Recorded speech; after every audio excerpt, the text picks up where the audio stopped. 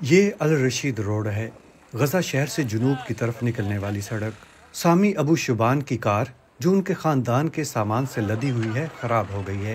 10 افراد پر مشتمل یہ خاندان اسرائیلی بمباری کی وجہ سے شہر کے وسط میں واقع تل الہوا محلے کو چھوڑنے پر مجبور ہوا۔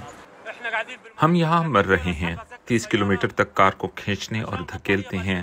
صرف بیٹری کی قیمت $2000 سے $3000 ہے۔ بس اب اتنی تکلیف کافی ہے، ہم تھک گئے ہیں، میں مزید نہیں کر سکتا۔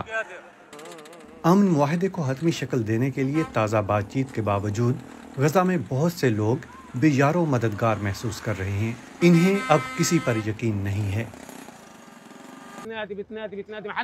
ہم مدد کے لیے بار بار پکارتے ہیں لیکن کوئی ہماری پرواہ نہیں کرتا، نہ کوئی عرب رہنما، نہ کوئی صدر، اور نہ ہی زمین پر کوئی انسان ہماری طرف توجہ دے رہا ہے۔ یہ سب جھوٹ ہے، کوئی معاہدہ نہیں، کوئی جنگ بندی نہیں، کچھ بھی نہیں۔ ایک اور بے گھر خاندان نے سڑک کے بالکل قریب کیمپ لگا لیا ہے۔ سود مکات حال ہی میں زخمی ہوئیں۔ جنگ میں انہوں نے اپنے بیٹے کو کھو دیا۔ وہ کہتی ہیں کہ غزہ میں کوئی بھی محفوظ جگہ نہیں ہے۔ وہ بہت باتیں کرتے ہیں، جنگ کے آغاز سے کہہ رہے ہیں جمعرات کو معاہدہ ہوگا، جمعے کو معاہدہ ہوگا، سنو اتوار کو معاہدہ ہوگا، اور اسی طرح۔ لیکن یہ باتیں سب جھوٹی ہیں، یہ سب لوگوں کو دھوکہ دے رہے ہیں اور لوگوں کو خاموش رکھنے کی کوشش کر رہے ہیں۔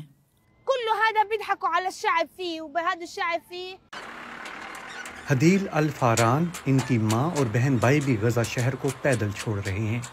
جنگ کے دوران ان کے والد ہلاک ہو گئے۔ یہ ٹرانسپورٹ کا خرچہ برداشت نہیں کر سکتے۔ پورا راستہ تھکا دینے والا تھا۔ میرے غریب بہن بھائی، ہمیں ٹرانسپورٹ کی سہولت ملنی چاہیے تھی، ہمیں وہاں پہنچانے کا کوئی ذریعہ درکار تھا۔ ہم تھک گئے ہیں، تھوڑا چلتے ہیں اور پھر بیٹھ جاتے ہیں، پھر تھوڑا چلتے ہیں، بیٹھ جاتے ہیں۔ ہم اب غزہ شہر کو چھوڑ رہے ہیں، لیکن ہم نہیں جانتے کہ کیا ہم کبھی واپس آئیں گے۔ انہیں بات چیت کرنے والے سیاستدانوں پر کم امید ہے۔ یہ صرف جنگ کے خاتمے کے لیے بےتاب ہیں۔ بس اب کافی ہے، ہمارا باپ مر گیا، کیا باقی رہا؟ وہ معاہدے کی باتیں کرتے رہتے ہیں اور خالی بہانے بناتے ہیں، صرف الفاظ جو میں دیکھ ہی رہی ہوں۔